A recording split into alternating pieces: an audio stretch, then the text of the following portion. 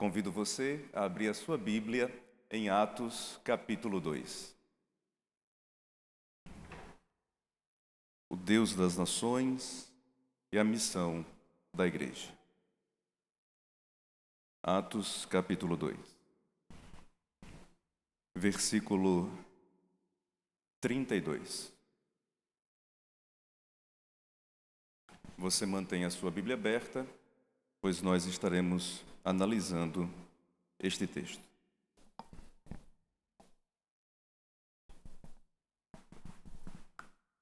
Atos 2, 32. A este Jesus, Deus ressuscitou, do que todos nós somos testemunhas. Nós estamos diante de um texto que nos apresenta um dos acontecimentos mais importantes da igreja. O primeiro acontecimento mais importante é a morte de Cristo na cruz do Calvário.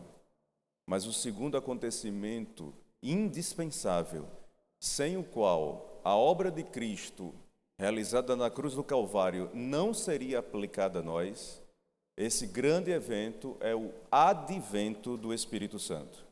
E nós temos aqui no capítulo 2 o cumprimento da promessa do Pai, dada ao nosso Senhor Jesus Cristo, e o próprio Cristo fazendo isso, cumprindo aquilo que o Pai havia prometido à sua igreja. O advento do Espírito é um acontecimento extraordinário e as apresentações que Lucas faz deste momento e de suas consequências são super importantes para a compreensão da grandeza de Deus, direcionada às nações, como também a importância desse conhecimento para a nossa atuação enquanto igreja dentro dessa obra estabelecida pelo próprio Senhor. Quando nós analisamos o advento do Espírito, nós precisamos primeiro perguntar quais são os propósitos da vinda do Espírito Santo. E nos parece que no versículo 33, ele nos apresenta que o Espírito Santo veio para testemunhar da ressurreição e exaltação de Cristo. Quando diz no versículo 33, exaltado, pois, à destra de Deus, tendo recebido do Pai a promessa do Espírito, derramou isto que vedes e ouvis. Então, quando o Espírito advém, ele vem com o propósito de testemunhar a exaltação de Cristo. Perceba que a vinda do Espírito, ela é antecedida pela exaltação de Cristo. Se Cristo Jesus, ele não tivesse morrido e ressuscitado, consequentemente exaltado, o Espírito não teria sido derramado. E Jesus indica, nas suas próprias palavras, um discurso de despedida feito aos apóstolos, no capítulo 16 do Evangelho de João, versículo 13 e o versículo 14, ele disse qual era o propósito da vinda do Espírito. Ele me glorificará.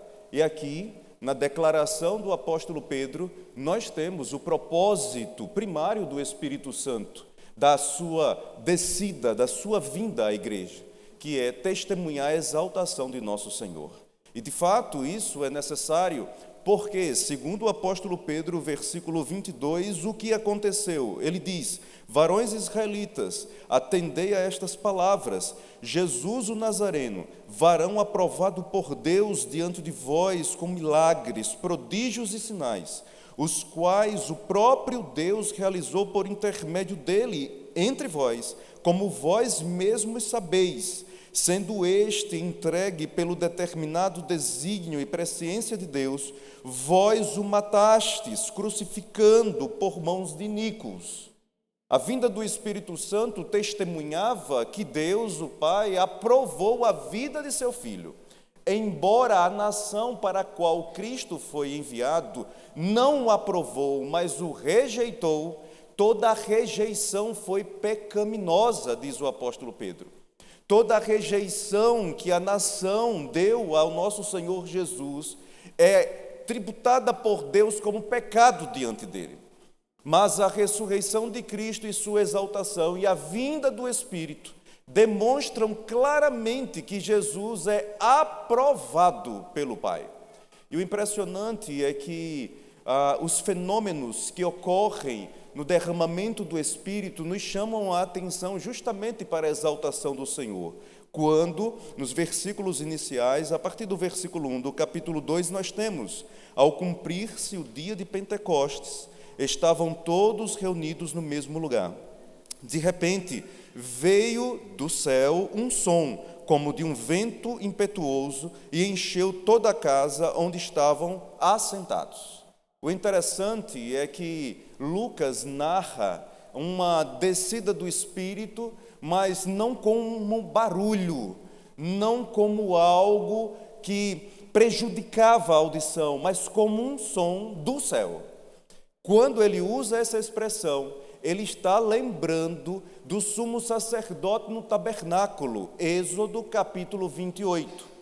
Na cinta do sumo sacerdote, em seu éfode, existiam sinetes, que, enquanto ele estava servindo no tabernáculo, esses sinetes faziam um som, indicando que o sumo sacerdote, quando entrava no Santo dos Santos, ele estava vivo. O som dos pequenos sinos indicavam que ele vivia. A turma que estava fora, esperando pela obra do sumo sacerdote realizada, ficava tranquila, porque ao ouvir o som sabia que o homem, aquele homem super importante, estava vivo.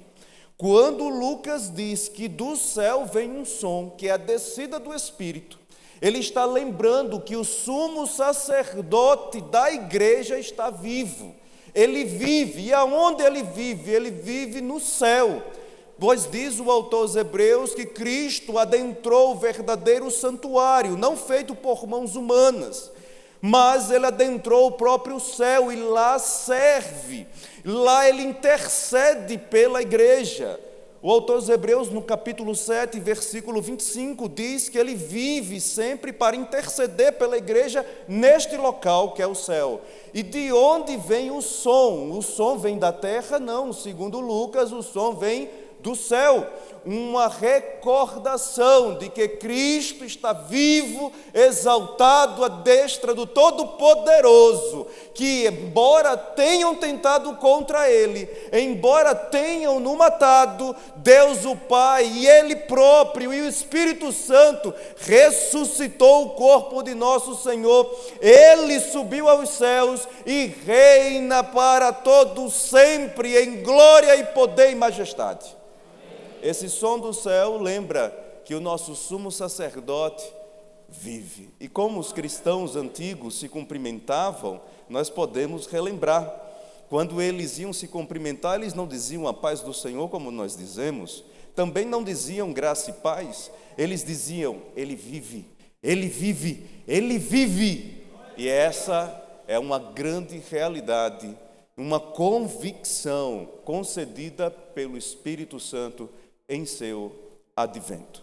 Mas quando nós olhamos esses pormenores do propósito do Espírito, também contemplamos exatamente neste capítulo que outro dos seus propósitos era trazer a graça de Deus sobre os gentios, fazer a graça de Deus fluir para aqueles que não são judeus, fluir para os gentios, porque é dito no versículo 5, ora, estavam habitando em Jerusalém judeus, homens piedosos, vindos de todas as nações debaixo do céu.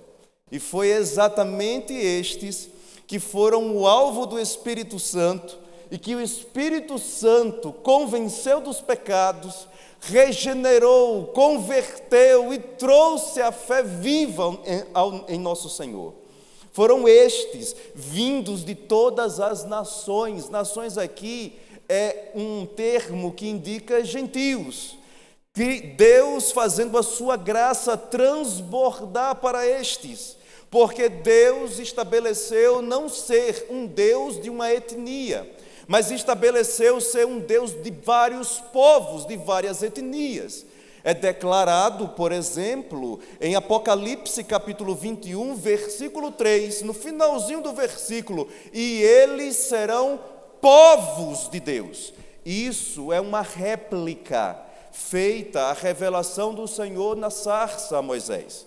Enquanto, em Êxodo capítulo 3, se estendendo até o capítulo 6, o Senhor disse: eu serei o vosso Deus, e vós sereis o meu povo, singular.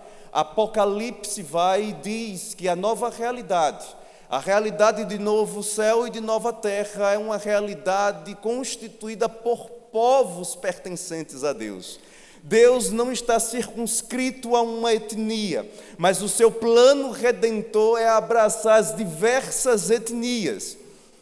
Isso Deus está declarando, por exemplo, em Apocalipse capítulo 5, quando registra-se o hino ao Cordeiro, no versículo 9, diz que ele é digno de receber todo o poder e toda a honra, porque com o sangue dele ele comprou homens que procedem de toda tribo, língua, povo e nação, identificando a diversidade de sua igreja, não restrita a uma etnia, mas aberta a todas as nações. Uma das descrições da igreja no livro do Apocalipse é que ela é uma cidade possuidora de 12 portas, 3 em cada ponto cardinal, indicando que ela está completamente aberta ao mundo e ela é acessível a todos. É uma igreja nível cósmico. Então Deus não quer um povo restrito a um determinado lugar geográfico. Deus quer um povo procedente de toda a terra para exaltá-lo, adorá-lo e magnificá-lo. E isso acontece com o advento do Espírito. Isso nos ensina que é, portanto, impossível a igreja cumprir as ordens de seu Senhor em levar o seu evangelho e chamar todos aqueles, por meio da ação do Espírito Santo, chamar aqueles que Deus elegeu antes da fundação do mundo. A igreja não pode fazer ressoar esse evangelho sem a presença e a influência do Espírito Santo. A influência real da igreja não está na opulência de seus templos. A influência real da igreja não está na grandeza de suas arrecadações. A influência real da igreja não está no número ou na posição social de seus membros. A influência real da igreja está no derramamento do Espírito Santo sobre a igreja e a igreja energizada por este Espírito, proclamando a palavra de Jesus exaltado, Rei dos reis e Senhor dos senhores. Essa é a influência real da igreja. E o interessante é que todos aqueles que estão reunidos, eles vivenciam essa experiência. Porque o Espírito não está restrito a uma classe, mas é dado a todo o povo. A partir do versículo 2, de repente veio do céu um som como de um vento impetuoso e encheu toda a casa onde estavam assentados. E apareceram distribuídas entre eles línguas como de fogo, e pousou uma sobre cada um deles. Todos ficaram cheios do Espírito Santo. O Espírito não está restrito a uma determinada classe ou grupo no meio da igreja. O Espírito é para todos os membros da igreja. O Espírito não é derramado somente sobre o ministério pastoral. O Espírito é derramado sobre todos os crentes, do mais simples, aqueles que às vezes são reputados como nada, aqueles que são de baixa instrução, aqueles que são de pequeno posicionamento social, mas sobre estes o Espírito também é derramado. Não tem favoritos de Deus no meio de seu povo. Deus redime a você e a mim da mesma maneira, pelo mesmo sangue, pelo mesmo Redentor, e derrama de seu Espírito sobre nós. Mas tem que fazer algo para experimentar e vivenciar essa realidade. Versículo 1: Ao cumprir-se o dia de Pentecostes, estavam todos reunidos no mesmo. A missão da igreja é da igreja, não é de um grupo da igreja. Não é do pastor da igreja. A missão da igreja é para toda a igreja. Todos os seus membros estavam todos reunidos no mesmo lugar, indicando comunhão, unidade de coração e de mente, mesmo propósito, mesmo interesse. Salmo 133, o salmista afirma: Deus ordena a bênção e a vida sobre o seu povo em comunhão. O Espírito foi derramado sobre estes que estavam unidos em mente, coração e propósito, todos juntos no mesmo lugar. E eu fico incomodado quando crentes acham que é insignificante o dia do Senhor, o dia do ajuntamento público do povo de Deus, o dia que Deus estabeleceu para ser adorado, exaltado por seu povo. E tem pessoas no meio do povo de Deus que desprezam, desdenham desse dia, e que acham que faltar por qualquer motivo não é nada e não significa nada. Que se deixar de ir não vai fazer diferença.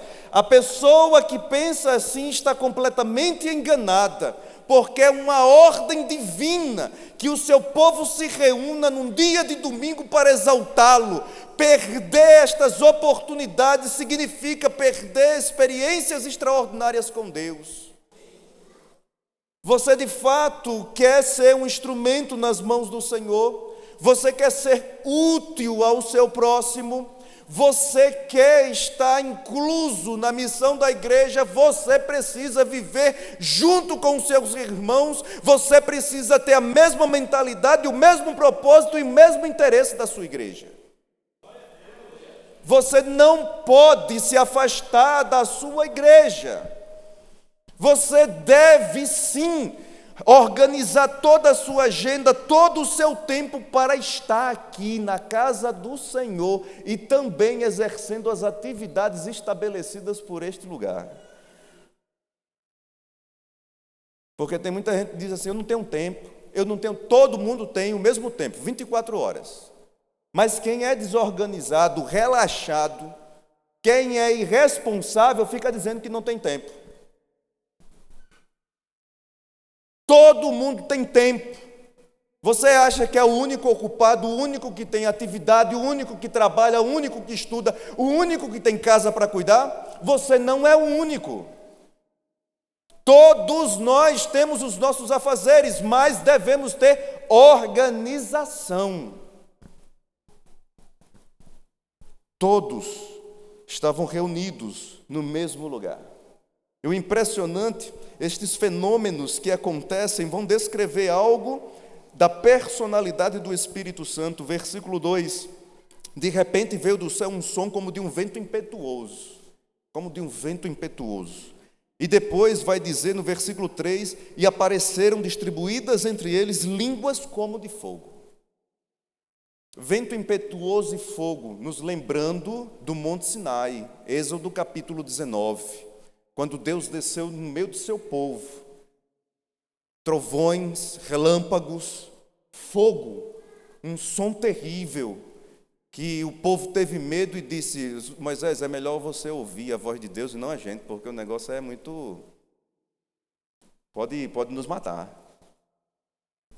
Quando esses fenômenos são descritos aqui, estão dizendo que a personalidade que está sendo apresentada, ela não pode ser limitada nem tampouco controlada. O Espírito Santo, ele não pode ser limitado em sua obra, em sua ação, e nem tampouco pode ser controlado por ninguém. Ele faz o que quer, quando quer, e ninguém poderá resisti-lo. Nosso Senhor, quando falou da regeneração em João capítulo 3, ele disse que o vento, símbolo para o Espírito, o vento sopra onde quer, soberania. Ouves a sua voz, mas não sabe de onde vem nem para onde vai. Assim são todos aqueles nascidos pelo Espírito. Jesus estava indicando que a obra da regeneração é uma obra tão poderosa, realizada pelo Espírito Santo, mas que é tão misteriosa e ninguém pode impedi-la nem controlá-la. E estes que estavam aqui reunidos, que ouviam os apóstolos falando em seus próprios idiomas, eles foram impactados pela palavra de Deus, pela ação do Espírito Santo. Eles não puderam resistir. Embora eles se juntaram contra o Cristo de Deus, embora eles mataram o Cristo de Deus, agora Deus, por seu Espírito, os desperta, e eles têm o coração quebrantado, o coração compungido, e eles são levados à conversão pelo sermão de Pedro, não pela ação do Espírito Santo, injetando a palavra em suas almas. Porque não há poder nos instrumentos, só há poder naquele que usa os instrumentos, que é Deus. Diante disso, perceba os efeitos, versículo 4. Todos ficaram cheios do Espírito Santo e passaram a falar em outras línguas, segundo o Espírito lhes concedia que falassem. Agora essas línguas, nós as temos, por exemplo, no versículo 6, e o entendimento delas não fica difícil para nós, só aqueles que gostam de complicar as coisas, mas nós não fazemos isso, nós ficamos com a palavra. No versículo 6, nós sabemos quais são as línguas. Quando, pois, se fez ouvir aquela voz, afluiu a multidão, que se possuiu de perplexidade, porquanto cada um os ouvia falar na sua própria língua. E eles dizem no 8, e como os ouvimos falar, cada um em nossa própria língua materna? Idiomas humanos. Idiomas humanos. Acabou-se. Não é falar a língua de anjo, que a única língua do anjo que eu conheço é ele falava no idioma da pessoa que ele ia lá levar a mensagem, né? Não tinha outra língua, não. Não, é o idioma de Deus, porque Deus não falava em hebraico. Quando ele foi criar o universo, ele não estava falando em hebraico. Oxe, mas ele falou na língua dos homens para que os homens entendessem. Foi ele que criou os idiomas. A palavra dele deve ser traduzida nos idiomas humanos. Então estas línguas não podem ser diferentes de idiomas, e aqui está no texto. Por que tanta dificuldade? Acha que há mais espiritualidade dizer que não é idiomas humanos? Não existe espiritualidade nisso, porque está se contradizendo a palavra. É enrolação do diabo, quando se inventa outra definição, quando a Bíblia dá a definição. Quem gosta de perverter as Escrituras é o diabo, e todos aqueles que assim o fazem são filhos dele e não filhos de Deus. São idiomas humanos. Isso significa que Deus agora, Ele quer falar em todos os idiomas para alcançar todas as nações, versículo 5. Ele quer alcançar todas as etnias, por isso a importância das traduções da Bíblia em diversos idiomas. Por isso nós precisamos nos juntar a estes, orando, contribuindo para que isto avance. Se nós não fazemos isso, se nós não estudamos, não nos dedicamos a conhecer tanto os idiomas bíblicos quanto o idioma para o qual nós devemos traduzir a Bíblia, se nós não fazemos isso, Deus vocaciona pessoas para fazerem isso, mas também Deus nos vocaciona para nos juntarmos a elas em oração e em contribuição. Fazer missão não é somente ir a uma cidade e levar o evangelho aonde o evangelho ainda não foi ouvido. Fazer missão também significa nós tomarmos conhecimento do que outros irmãos sérios, tementes a Deus, vocacionados estão fazendo para que nós possamos contribuir de alguma forma. É muito bom ter a palavra de Deus em nosso idioma, não é? Nós devemos pedir a Deus que faça a sua palavra alcançar outros idiomas que ainda não a possuem. Pedir a Deus que a sua palavra prospere nos países que odeiam a palavra dele, que barram a entrada da palavra dele, que impedem o acesso à palavra dele. Orar e pedir a Deus que a sua palavra prospere. Porque é isso que Deus mostra aqui. Isso que Deus mostra. Agora, deixe-me dizer o que eles falavam, versículo 11, porque tem muita gente que acha que está falando mistério e outras coisas, mas veja o versículo 11. Tanto judeus como prosélitos, cretenses e arábios, como os ouvimos falar em nossas próprias línguas as grandezas de Deus. Aí você volta para o versículo 32, que foi a leitura inicial, que diz assim: a este Jesus, Deus ressuscitou, do que todos nós somos testemunhas, exaltado, pois, à destra de Deus. Aí você vai para o versículo 22, varões israelitas, atendei a estas palavras, Jesus o Nazareno. Perceba a cristologia do texto. O Espírito Santo capacitou os seus apóstolos para falar sobre Cristo, não sobre os apóstolos. Para falar da grandeza de Deus. E quem é a grandeza de Deus? É o nosso Senhor Jesus. Ele é o poder de Deus e a sabedoria de Deus, diz o apóstolo Paulo. Aqui está o assunto da igreja, é o realizar missão. O assunto da igreja não é humano, é divino, é Cristo Jesus o Senhor. Este é o conteúdo, esta é a mensagem. A mensagem não é sobre o que a congregação faz, é sobre o que Cristo Jesus faz nesta igreja e por esta igreja. É sobre o que Cristo realiza em nós. É sobre Ele em sua glória, majestade, em todas as suas perfeições humanas e divinas. É sobre a sua morte, é sobre a sua ressurreição. Presta atenção, versículo 2.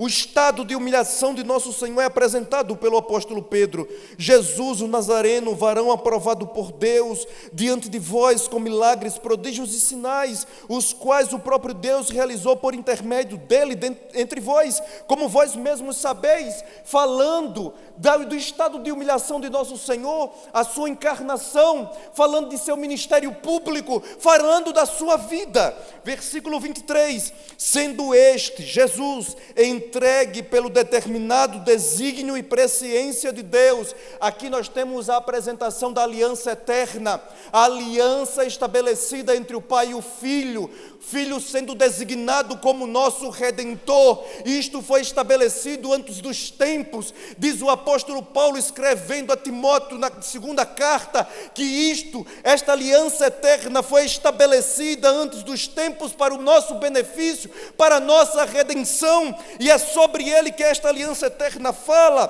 continuando no versículo 23, vós o matastes, crucificando por mãos de iníquos, estado de humilhação ainda sendo apresentado. Jesus foi morto, Jesus foi sepultado, e aqui o que nós devemos falar de Jesus, que ele veio tomar as nossas dores, veio pagar o preço por nossa libertação, ele assumiu as nossas dívidas, por suas pisaduras nós fomos sarados.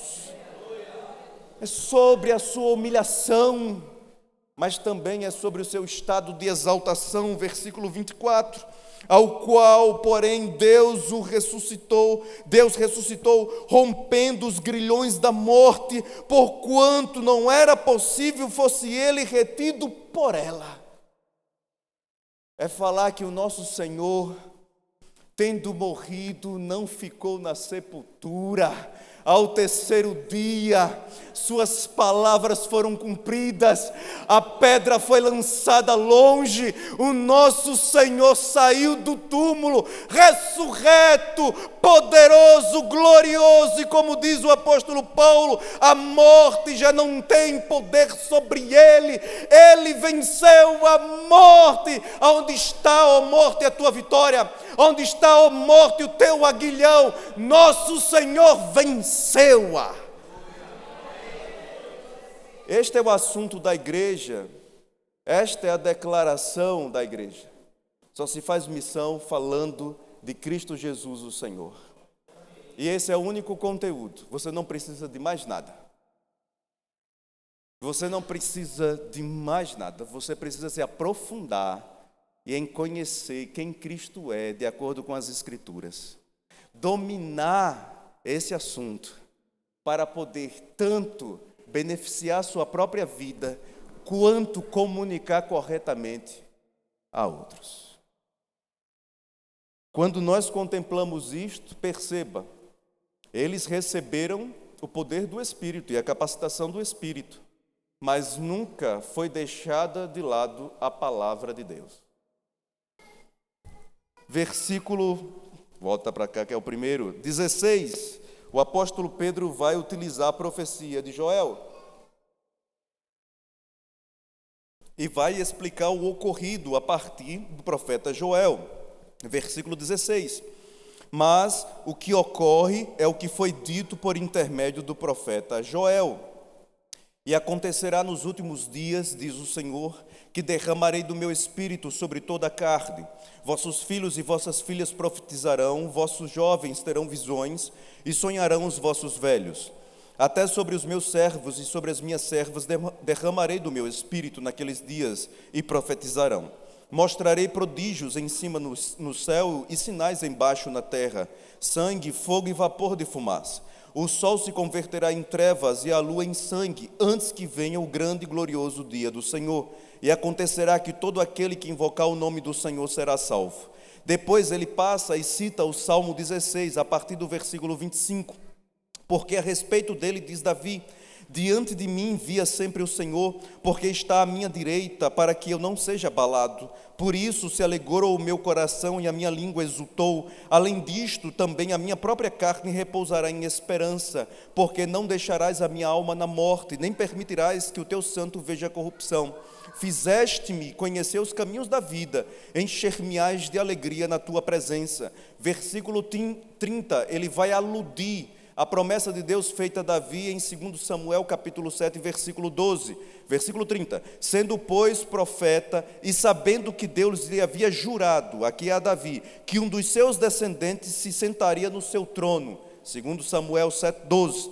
Mas ele vai também falar no versículo 34, ele vai citar o salmo mais citado no Novo Testamento, o Salmo 110. A partir do versículo 34, porque Davi não subiu aos céus, mas ele mesmo declara: disse o Senhor ao meu Senhor, assenta-te à minha direita, até que eu ponha os teus inimigos por estrado dos teus pés. Esteja absolutamente certa, pois, toda a casa de Israel, de que a este Jesus que vós crucificastes, Deus o fez Senhor e Cristo. Mas ele explica tudo o que está ocorrendo pelas Escrituras. Se as Escrituras não explicam qualquer movimento, é sinal que o movimento não pertence a Deus. Se as Escrituras não atestam o que está acontecendo, é coisa do capeta, não é coisa de Deus. É coisa de ser humano que está querendo mostrar a sua loucura, não é coisa de Deus. Porque aquilo que Deus faz é explicado pelas Escrituras Sagradas. Se Deus está realizando determinada obra, e esta obra de exaltação do seu Filho, as Escrituras vão atestar, demonstrar e comprovar. Por isso a importância de sermos somente de um único livro, sermos da palavra.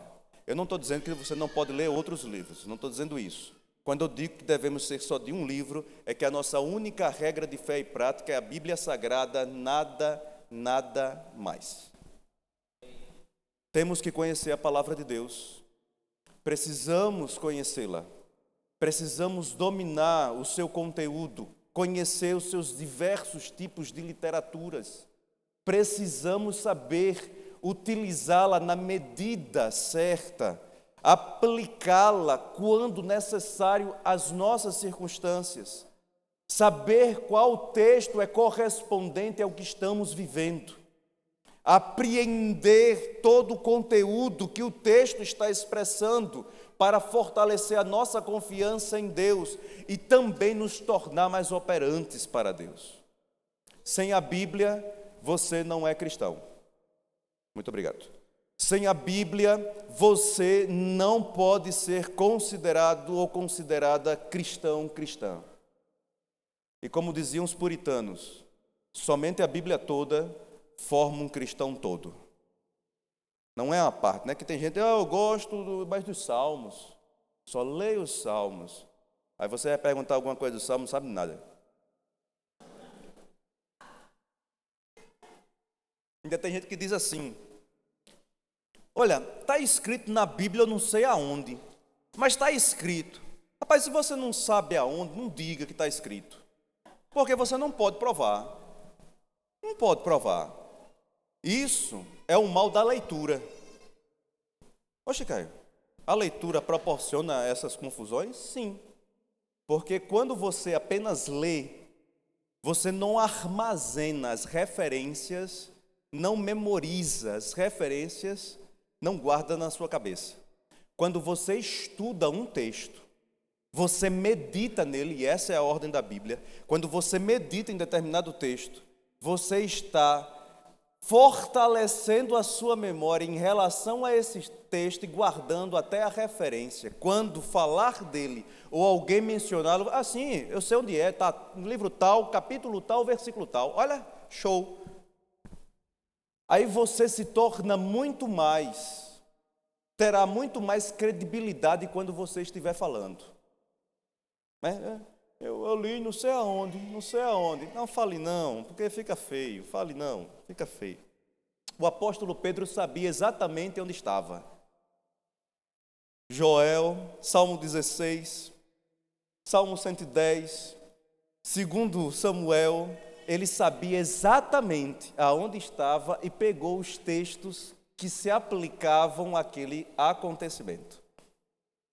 Nós precisamos, para exaltar Deus como Deus das nações e para vivenciar a missão da igreja, nós precisamos possuir as Escrituras em todo o nosso ser. Vou usar uma expressão de um professor meu, professor de Sociologia da Religião, que ele dizia assim, nós precisamos encarnar a Bíblia.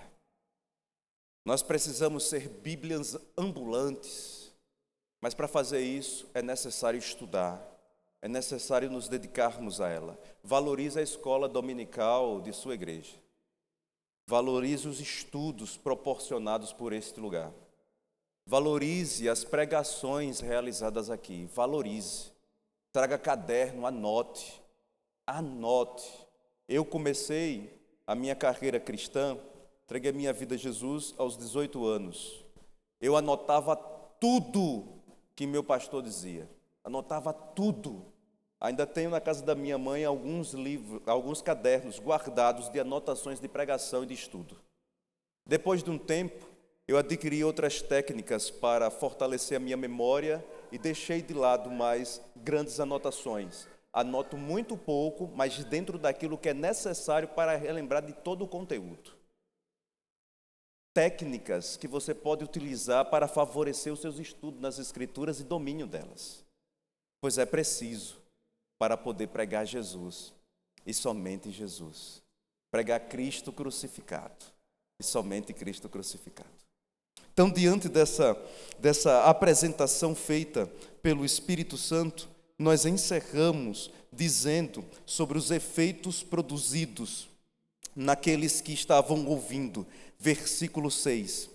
Quando, pois, se fez ouvir aquela voz, afluiu a multidão que se possuiu de perplexidade, porquanto cada um os ouvia falar na sua própria língua. Estavam, pois, atônitos e se admiravam, dizendo: vede, não são porventura galileus todos esses que aí estão falando? O efeito do derramamento do Espírito não só foi sobre a igreja, mas também sobre aqueles que não eram convertidos. Eles foram impactados. E nós sabemos, quase 3.000 se convertem ao Senhor. Um número extraordinário. Se você fizer a comparação entre o ministério de nosso Senhor Jesus e esse derramamento do Espírito no número de conversões, uma vez eu perguntei, quantos se converteram no ministério do nosso Senhor, né? Eu perguntei. Aí a turma falou, foram muitos quantos? Né? Quantos? Tomar uns 400, uns 1000, nada disso. Segundo Atos, 120 pessoas. Ministério terreno de Nosso Senhor, 120 pessoas. O Espírito é derramado, quase 3.000 pessoas. Olha o impacto que o Espírito Santo causou nos corações. Lógico que já estava determinado que assim fosse, para a glória de nosso Senhor Jesus exaltado. Agora perceba que o efeito não só foi na igreja, o efeito foi naqueles que ainda não conheciam e não eram convertidos ao Senhor. Quando formos cheios do Espírito Santo, capacitados nas Escrituras, e quando estivermos engajados com a obra de Deus, Deus vai impactar os corações e trazer pessoas aos pés de seu Filho para confessá-lo como Senhor e Cristo. Nós precisamos não somente em nós da ação do Espírito, mas precisamos orar para que o Espírito haja nos corações. Toda nossa palavra não tem poder algum, somente a ação do Espírito, somente ela não pode ser resistida. E quando ele opera para transformar, a pessoa será transformada. Eis o Deus das nações, eis a missão da igreja. Nós precisamos continuar confiando, proclamando, enquanto aguardamos a vinda de nosso Senhor Jesus. Vamos orar.